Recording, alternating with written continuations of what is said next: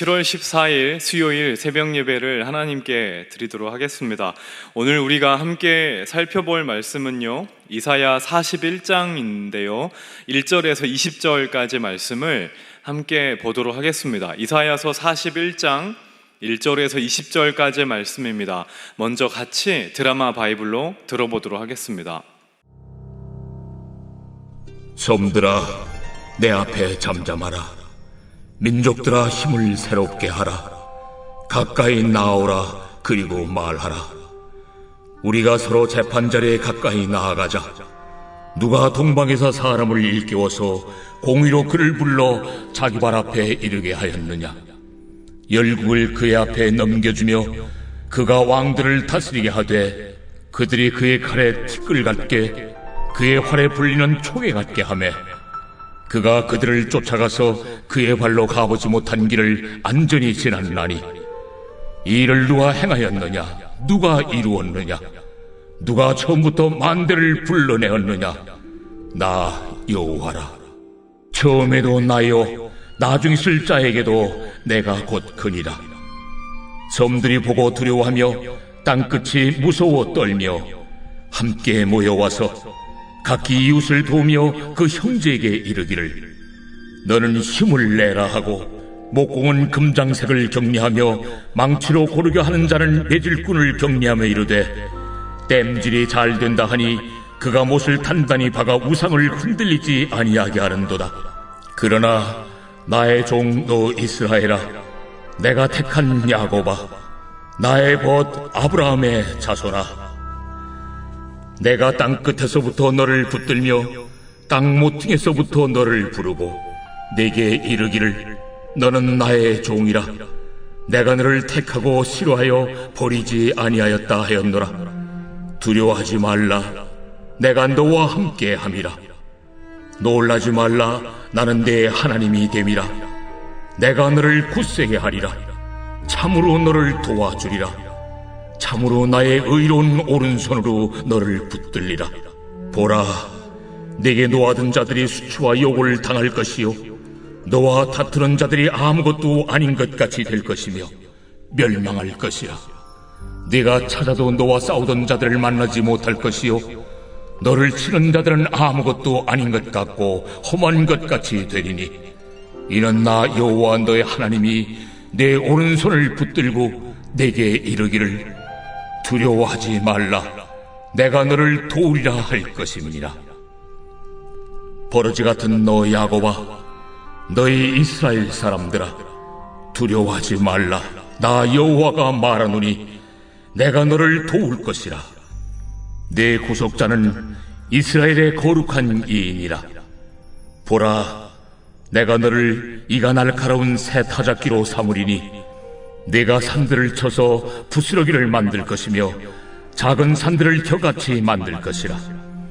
네가 그들을 까부른즉 바람이 그들을 날리겠고 회오리 바람이 그들을 흩어버릴 것이로되 너는 여호와로 말미암아 즐거워하겠고 이스라엘의 거룩한 이로 말미암아 자랑하리라. 가련하고 가난한 자가 물을 구하되 물이 없어서 갈증으로 그들의 혀가 마를 때에 나 여호와가 그들에게 응답하겠고 나 이스라엘의 하나님이 그들을 버리지 아니할 것이라. 내가 헐벗은 산에 강을 내며 골짜기 가운데 샘이 나게 하며 광야가 못이 되게 하며 마른 땅이 샘 근원이 되게 할 것이며 내가 광야에는 백향목과 시띠나무와 화석류와 들감남나무를 심고 사막에는 잣나무와 소나무와 황양목을 함께 두리니 무리가 보고 여호와의 손이 지으신 바요 이스라엘의 거룩한 이가 이것을 창조하신 바인 줄을 알며 함께 헤아리며 깨달으리라. 북이스라엘이 먼저 아수르라는 나라에 의해서 멸망을 당하게 되고 뒤이어서 남유다라는 나라는 바벨론에 의해서 멸망을 당합니다. 그리고 나서 많은 유대인들이 바벨론의 포로로 끌려가게 되죠. 오늘 말씀의 배경은요, 이러한 역사적인 상황을 전제로 하고 있습니다. 앞선 40장에서 하나님께서는 이스라엘을 위로하라라고 말씀을 하십니다. 그리고 오늘 41장에서는 그 위로하시는 하나님의 구체적인 메시지가 드러나 있습니다. 그래서 오늘 본문은 크게 세 부분으로 나눠볼 수가 있어요. 첫 번째는 1절에서 7절까지의 내용이고요. 다음으로는 8절에서 16절까지 내용이고, 그 다음으로는 17절에서 20절까지 내용입니다. 그 하나하나가 되게 중요한 내용들인데 시간 관계상 다 자세히 살펴보지는 못하고요. 8절에서 16절까지의 내용을 중심으로 한번 오늘 말씀을 나눠보도록 하겠습니다. 그 당시 이제 메소포타미아 지역이죠. 근동 지역에 한 왕이 일어납니다. 그리고 그 왕이 많은 나라를 정복합니다. 그 왕의 이름은 고레스 왕입니다. 바사 왕, 그 페르시아 왕이죠. 고레스 왕이 그 주인공입니다. 엄청난 정복자예요. 그래서 당시 근동에 살고 있던 사람들 눈에는 누가 정말로 대단해 보였냐면 이 고레스 왕이 정말로 대단한 사람처럼 보였습니다. 그런데 1절을 보시면요, 하나님이 지금 모든 민족을 한 자리에 모으십니다.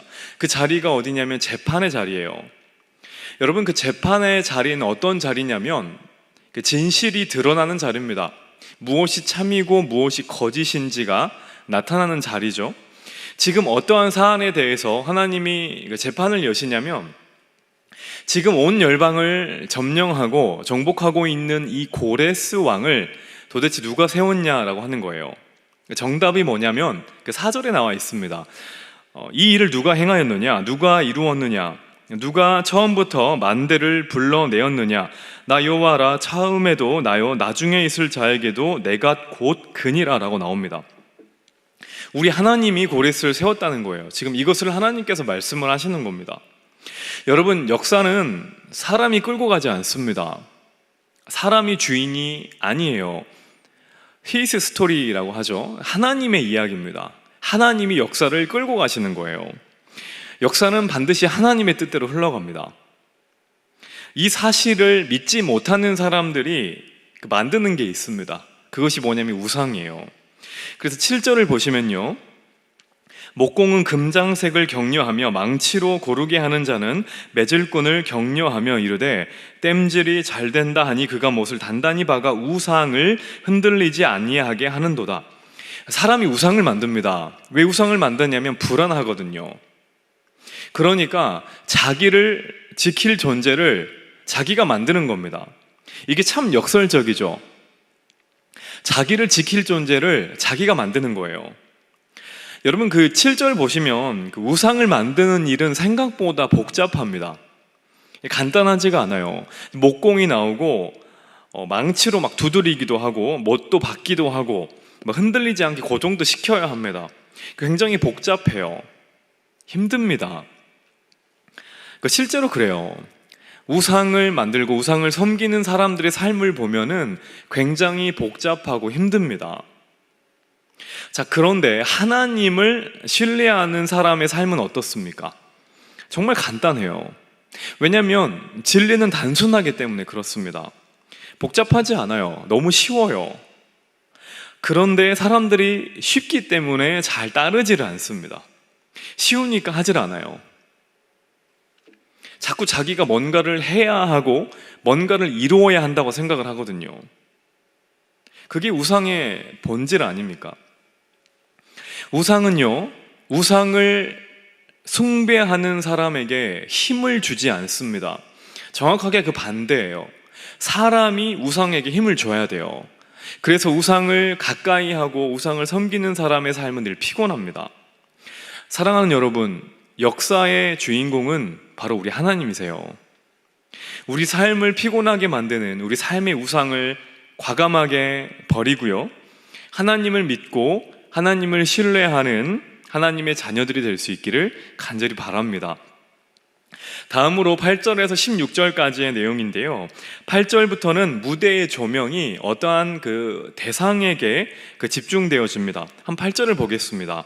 그러나 나의 종 너 이스라엘아, 내가 택한 야곱아, 나의 벗 아브라함의 자손아. 주인공이 누군가요? 하나님의 백성들에게 스포트라이트가 쏟아집니다. 여러분, 지금 이스라엘이 겪고 있는 상황을 말씀드렸죠. 바벨론의 포로로 끌려가 있습니다. 상황이 녹록치가 않아요. 굉장히 절망스럽고 어려운 상황입니다. 이러한 상황에서 지금 이스라엘에게 하나님이 말씀을 하십니다. 그 첫 마디가 뭐냐면 나의 종 이스라엘아, 내가 택한 야곱아, 나의 벗 아브라함의 자손아, 이거예요. 이름이 세 가지 나옵니다. 이스라엘, 야곱, 아브라함. 여러분, 그 이스라엘이 누군가요? 나라 이름이기 전에 사람 이름인 거 아시죠? 야곱이 하나님을 만나고 하나님께서 붙여주신 이름입니다. 그럼 아브라함은요? 아브라함은 야곱의 할아버지죠. 이 세 이름에는 공통점이 있습니다. 그게 뭐냐면 약속입니다. 하나님의 약속이에요. 이게 이 세 이름의 공통된 특징입니다. 아브라함은요, 우리가 알고 있는 것처럼 그렇게 큰 믿음의 소유자가 아니에요. 그러나 하나님의 약속으로 믿음의 조상이라 불림받게 됩니다. 여러분, 야곱은 또 어떻습니까? 속이는 자예요. 팥죽으로 형의 장자권을 뺏은 사람입니다. 자기가 할 수 있는 모든 것을 인간적인 노력을 기울여서 쟁탈하려고 했던 사람이에요. 그런데 하나님께서 이 야곱을 어떻게 바꾸시냐면 이스라엘이라고 부르십니다. 이름을 바꿔주시죠. 자, 그러면 이스라엘이라고 이름이 바뀐 야곱이 이름이 바뀐 그때부터 정말로 삶이 달라지냐? 아닙니다. 여전히 그대로예요. 자, 그러면 무엇이 이 이스라엘을 거룩한 하나님의 사람으로 바꾸었냐? 한 가지입니다. 하나님의 약속이에요. 하나님의 약속, 하나님의 말씀이 이스라엘을 나중에 거룩한 하나님의 자녀로 점점 바꾸어 갑니다. 여러분 보세요. 지금 이스라엘 백성들이 왜 포로 생활을 합니까? 우상을 숭배하고 하나님을 떠났기 때문이죠. 그래서 모든 것을 빼앗기고 이방 땅으로 끌려옵니다. 그런데 이 이스라엘 백성들에게 아직 남은 한 가지가 있어요. 그게 뭐냐면 하나님의 약속입니다. 자, 그래서 우리 하나님께서 이렇게 말씀하십니다. 우리가 많이 외우는 말씀이죠. 10절 말씀인데, 두려워하지 말라, 내가 너와 함께함이라. 놀라지 말라, 나는 내 하나님이 됨이라. 내가 너를 굳세게 하리라. 참으로 너를 도와주리라. 참으로 나의 의로운 오른손으로 너를 붙들리라 라고 나옵니다. 왜 두려워하지 않아도 돼요? 하나님이 함께 하시기 때문입니다. 왜 우리가 놀라지 않아도 됩니까? 우리 하나님이 되시기 때문이에요. 왜 우리가 흔들리지 않아요? 하나님이 우리를 굳세게 하기 때문이고 하나님의 오른손이 우리를 굳건하게 붙잡고 있기 때문입니다. 이 모든 것이 어떻게 가능합니까? 우리의 모습 때문이 아니에요. 우리가 잘해서가 아닙니다. 우리가 잘나서가 아니에요. 하나님의 약속 때문입니다. 여러분, 제가 그 말씀을 준비하다가 한 가지 좀 마음에 남았던 표현이 있는데, 하나님이 우리를 뭐라고 부르시냐면 8절에 보시면 나의 종이라고 나오고요, 9절 중간쯤에 이런 구절이 있습니다. 너는 나의 종이라. 우리 보고 종이라고 부르세요. 여러분, 그 종이라고 하면은 느낌이 좀 어떻습니까? 이게 뭔가 좀 답답하죠. 뭔가 좀 억압되어 있는 것 같고 뭔가 누르는 그런 느낌 아닌가요? 근데 여기서 말하는 종이 그런 의미가 아니에요. 이사야서에는요, 하나님의 종이라는 개념이 많이 등장을 해요. 그런데 그 오늘 본문부터 이제 등장하기 시작해요. 오늘 본문에서 처음 나오는데요, 여기서 이 종이라는 말은 소유의 의미예요. 쉽게 말하면 너는 내 거다라고 하는 거예요. 종은 주인의 소유잖아요. 여러분, 이런 말 언제 해보셨습니까? 넌 내 거야 라는 말 언제 해보셨어요? 사랑할 때 하죠. 부모가 자녀한테 하고 남녀가 사랑할 때 이 말 많이 합니다. 그래서 나의 종이다 이 말을 직역하면은 나의 연인, 내가 사랑하는 자라는 의미가 있습니다. 그것이 바로 종이라는 의미가 있는 거예요. 지금 이스라엘은 바벨론에 있습니다. 삶이 힘들어요. 굉장히 절망스럽습니다. 그런데 하나님이 말하는 바가 뭐냐면 여전히 너는 내 거야 이거예요. 우리 모습이 부족하고 실망스러워도 너는 내 거야. 우리가 삶이 힘들고 절망스럽고 어려워도 이거 기억해라, 너는 내 거야. 이것을 기억해라 라는 거예요. 그래서 우리가 두려워할 필요가 없다는 겁니다. 자, 그러면 이 약속을 받은 우리가 하나님 거라는 걸 알고 있는 사람의 모습이 어떻게 되냐면 그게 14절, 15절에 나옵니다. 간단히 말하면 이스라엘이 벌레에서 타작 기계로 바뀐다는 거예요. 여러분, 지금도 그렇지만 당시에 벌레는 경멸의 대상이고 너무 부정한 동물의 대명사였습니다. 현재 이스라엘의 상태가 이렇다는 거예요. 마치 벌레와 같아요. 보잘것없고 아무런 쓸모가 없어 보입니다. 그런데 하나님께서 이 벌레와 같은 이스라엘을 어떻게 쓰시겠다라고 말하냐면 15절에 나오는데, 보라, 내가 너를 이가 날카로운 새 타작기로 삼으리니 내가 산들을 쳐서 부스러기를 만들 것이며 작은 산들을 겨같이 만들 것이라. 이것이 가능한 이유가 뭐예요? 벌레와 같은 이스라엘을 이렇게 하나님이 귀하게 중요하게 쓰시는 이유가 뭡니까? 그게 14절에 나옵니다. 하나님께서 이스라엘의 구속자가 되어주시기 때문이에요.